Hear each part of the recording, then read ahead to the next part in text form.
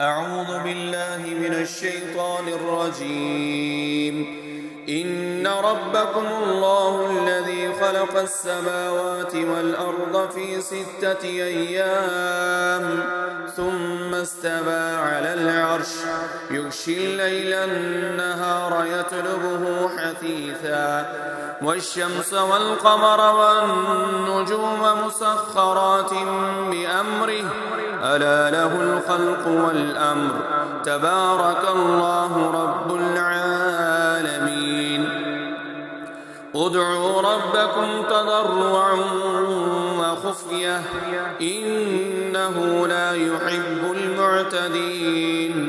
ولا تفسدوا في الأرض بعد إصلاحها وادعوه خوفا وطمعا إن رحمة الله قريب من المحسنين.